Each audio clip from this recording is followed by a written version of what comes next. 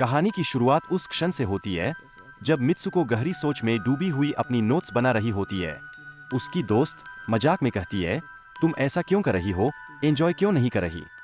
लेकिन क्या कोई जानता है कि जीवन में जब संकट आ सकता है तब एक साधारण सा मजाक कितनी भयावह सच्चाई को छिपा सकता है। जैसे ही बस एक भयावह हादसे का शिकार होती है, मित्सुको खुद को उस एकमात्र लड़की के रूप में पाती है जो बच जाती है। इस घटना ने उसे गहरी डरावनी खाई में धकेल दिया है। वह इस खौफनाक सच को कैसे संभालेगी? हवा द्वारा काटे जाने के बाद मित्सुको एक नदी के किनारे पहुंचती है। वहां जो दृश्य उसके सामने आता है वह अभिशप्त लगता है। मृत शरीरों की भयावहता ने उसकी आत्मा को कंपा दिया और अब वह अपने अस्तित्व के अर्थ पर सवाल उठाने को मजबूर हो गई है। इस घातक स्थिति के बीच मित्सुको को अपनी बेस्ट फ्रेंड की सच्चाई पर शक करने की नौबत आती है। यह एक ऐसा भावनात्मक क्षण है जिसमें दोस्ती और विश्वास दोनों का सत्य सामने आता है। क्या वह अपनी चिंताओं से उबर पाएगी? जब मित्सुको अपनी बेस्ट फ्रेंड से अपनी गहरी चिंताओं को साझा करती है तो उसे थोड़ी शांति मिलती है। इस स्थिति में दोस्ती की ताकत एकदम स्पष्ट होती है। क्या यह बंधन उन्हें इस संकट से उबरने की शक्ति देगा? तब एक नई दुनिया की चर्चा होती है जहां चीजें पूरी तरह से उल्टी होती है। यह विचार दोस्तों के बीच उत्सुकता के साथ साथ डर भी पैदा करता है। क्या इस उलटफेर में उनके लिए कुछ उम्मीद छिपी है? मित्सुको की दोस्त उसे यह सुझाव देती है कि उन्हें कुछ ऐसा करना होगा जो असंभव लगे ताकि उनकी किस्मत में कोई परिवर्तन आ सके। यह विचार क्या उनकी मुसीबतों का समाधान करेगा या उन्हें और गहरे संकट में डाल देगा? स्कूल में एक गंभीर घटना घटित होती है जहां मित्सुको एक बार फिर अपनी जान बचाने में सफल होती है, लेकिन इस बार उसकी दोस्त की जान चली जाती है। यह सदमा उसके लिए कितना बड़ा है, यह शब्दों में नहीं कहा जा सकता।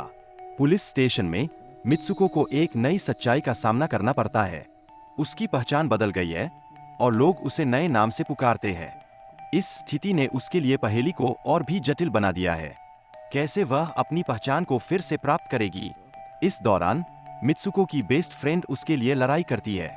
यह दोस्ती की गहरी भावना को सामने लाता है और इस समय वह सच्ची दोस्ती का प्रतीक बन जाती है। क्या इस बंधन की शक्ति उन्हें हर मुश्किल का सामना करने में मदद करेगी? लेकिन फिर एक भयावह दृश्य सामने आता है, ताबूत का खुलना और उसमें से पिग का बाहर आना। यह क्षण अनिश्चितता और डर का प्रतीक बन जाता है। मित्सुको के लिए यह एक बड़ा झटका है और उसे फिर से खुद को संभालने की आवश्यकता है। मित्सुको का खुद को बदलने और दौड़ने की कोशिश करना उसकी आंतरिक शक्ति को दर्शाता है।